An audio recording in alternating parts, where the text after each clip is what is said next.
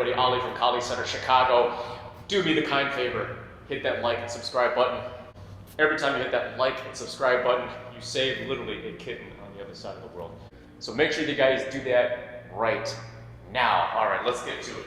All right, the last time we talked about the reverse triangle and how to actually not have a really sucky grip.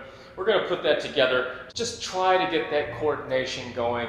The goal, the ultimate goal for this one, don't focus solely on being perfect right off the bat. It takes a lot of time, it takes a lot of effort, but you have to be able to put the proper time in, because if you don't, it's just gonna look like you took a nosedive off the ugly tree. It's gonna be a complete mess. And the goal for this one is to not look like a dork. So you want to be able to slow everything down. Remember, we did the reverse triangle. We were located at this portion of the diamond if we draw the diamond off. And here we're at the tip of the reverse triangle. Don't get any crazy thoughts. But over here, we're just going to make sure that, of course, we displace front left 45. We're picking our feet up. On the right side, same thing, front right 45 degrees off the center line. You're able to move off the line, because if you don't, you're literally, I mean, it's like you have a death wish, or at least you hope that parts of your body literally get blown off or cut off. You don't want that. I know, it's a little morbid, but hey, we're in Chicago, right? So what we have is, again, the arrangement of the cones in a reverse triangle. Some of you like to call it the female triangle, but we're, whatever floats your boat. At this point here, you can call it the female triangle, you can call it the reverse triangle, and we want to make sure that we're actually stepping off that center line. Again, you don't want to leave any body parts there. If you do, that just could be like, hey, you know what? Whatever, do whatever you want. But in this case here, we want to look really cool. We want to feel really sexy. So we want to be able to be like an awesome dancer. It's like either the waltz, the Lindy Hop. You want to be able to pick up your feet, and you want to be able to coordinate that eventually with utilizing the weapon. So we want to be able to marry that two together so that we don't actually look dorky. Everybody's going to look dorky at the beginning. I looked really dorky at the beginning.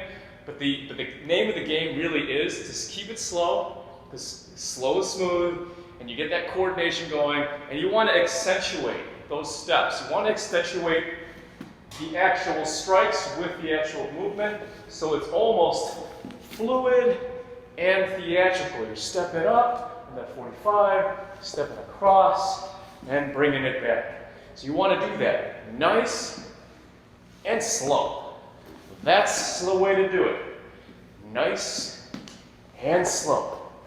Coordinated, really beautiful. Open up those lines. Feel like you're a man. I'm making this huge, awesome performance. And then, of course, you can switch it to the other side if you want to, just so you can actually coordinate the footwork with the weaponry. And step back. Same thing. 45, across, step back. And then you can repeat.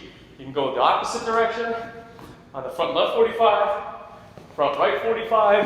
You can go off the ones and twos, or the twos and ones, just so you can get that coordination going with the weapon and the footwork, honestly, without feeling dorky. It's gonna feel really weird at the beginning. It's gonna be like, dude, I suck, I just started, I wanna quit. And then after a while, you're like, you know what? Forget that, man.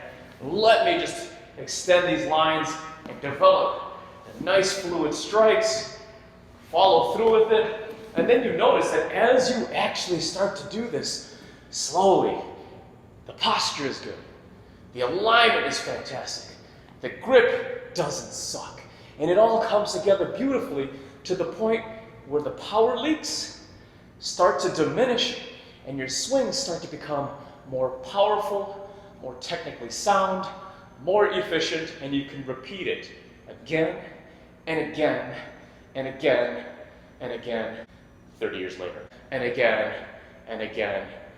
That's the way to do it. Take it nice and easy, nice and slow. Get the footwork going first, because you want to be able to coordinate that footwork.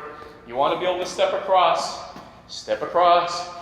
get back to home base, step across, get back to home base. And you want to be able to do that clockwise and counterclockwise. And then you want to be able to isolate and practice just your ones and twos. And then after you do your ones and twos, coordinate with the footwork. And once you coordinate that with the footwork, it starts to look beautiful, and then you can take yourself off that dorky list like I did. I mean, I'm still on the dork list, but you're gonna feel awesome, your coordination's gonna feel better, and you start seeing things in a different light. Things become more apparent, things become more precise, more accurate, and your visual acuity starts to develop, and you're like, man, is this what it's like to be a Jedi? Yeah, you know what, every time you train, especially with the sword, it shows you things. I have to say, once you start training Kali and you dive deeper into it, it actually does make you smarter. That's why a lot of our students are extremely intelligent and inquisitive. So I'll talk to you guys a little bit later.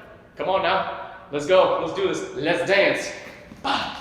Dance, dance, go the other direction. Dance, dance, remember it's not about sucking. You want to be able to work on those beautifully. Again, if you want more of these entertaining videos, make sure that you hit this like and subscribe button. And if you don't really mind, and you don't really care, it doesn't really matter. But make sure that you actually visit our school as well. And talk to you monk foes later.